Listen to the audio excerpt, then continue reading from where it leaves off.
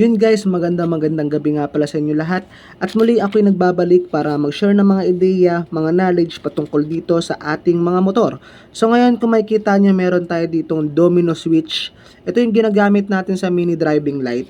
Tuturuan ko kayo kung paano hanapin yung pinaka-common wire at kung paano gumagana ang mga ganitong switch. So bago natin simulan, kung bago pa lang kayo sa akin channel, huwag niyo pong kalimutan mag-subscribe and click notification bell para lagi kayong updated pag may mga panibago tayong videos na mga i-upload. So simulan natin, let's go!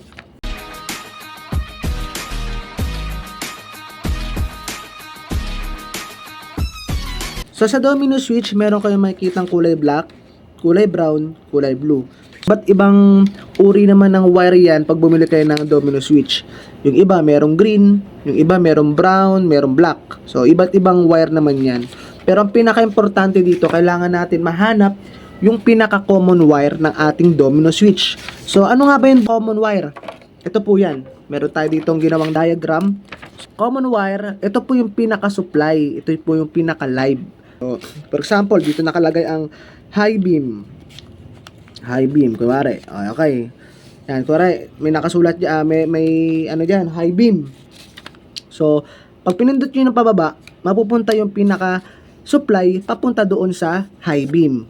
So, conforme na lang sa inyo yan guys kung ang ilalagay nyo sa pinaka-common wire yung negative or positive. Kung negative, negative rin yung mapupunta dito sa baba. Kung positive, positive din yung mapupunta sa baba. Same lang din yan, no? Taas or baba. So, yan po yung function ng ating domino switch. So, tuturuan ko naman kayo kung paano hanapin yung pinaka-common wire. So, gagamit tayo ng multi-tester. Tapos, yung multi-tester, set nyo sa buzzer dito sa tumutunog dyan, no? Sa may speaker. Yan. Tapos, pag pinagdikit natin to, tutunog yan, no? Yan. Test light natin. May test, natin, multi-tester. So, okay, sa domino switch may tatlong wire. May black, may brown, may blue. So, hanapin natin yung pinaka-common wire dito sa tatlo. So, ganito po yung pag-test niyan. Set up nyo yung multi-tester doon sa buzzer. Then, yung isang kulay pula, kuwari, for example, itong kulay blue. Blue ang hahanapin natin. Baka mamaya ito yung pinaka-common wire. So, dito naman tayo sa kulay black. Okay? Sa kulay black, itong kulay pula na kulay multi-tester, lagay natin dyan. Then, dapat sa dalawa na to, dapat parehas yan tutunog. So, kapag ang tumunog lang kulay brown, pero yung blue wala, ibig sabihin, hindi to yung pinaka-common wire. So, sabi ko nga sa inyo, ang pinaka-common wire, siya yung nagsusupply doon sa dalawang wire.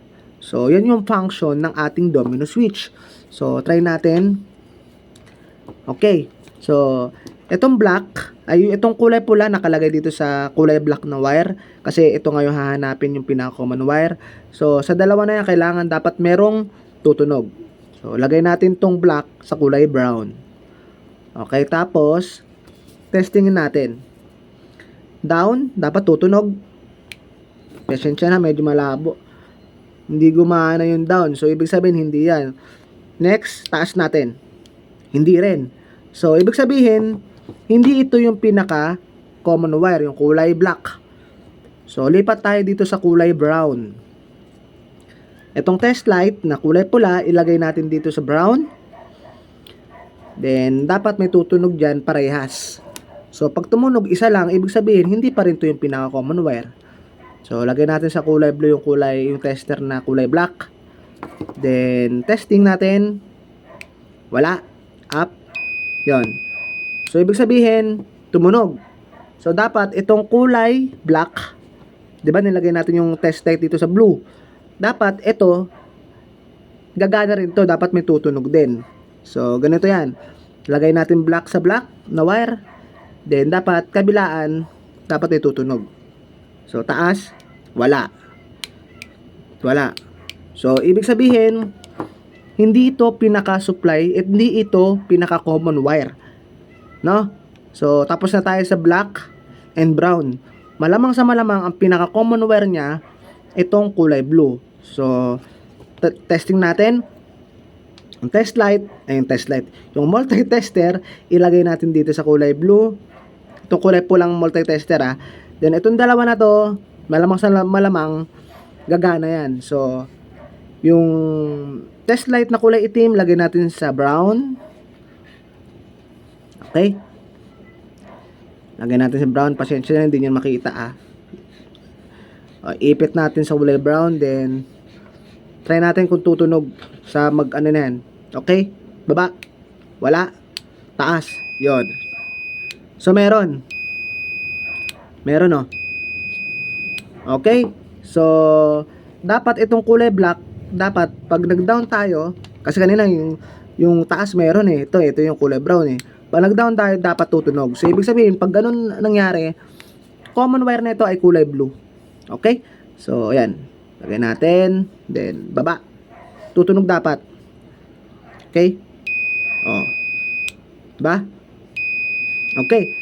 So ibig sabihin, tumunog yung dalawa. Ang walang kaduda-duda, ang pinaka-common wire ay kulay blue. So, yan po yung pinaka-linya o yung pinaka-live.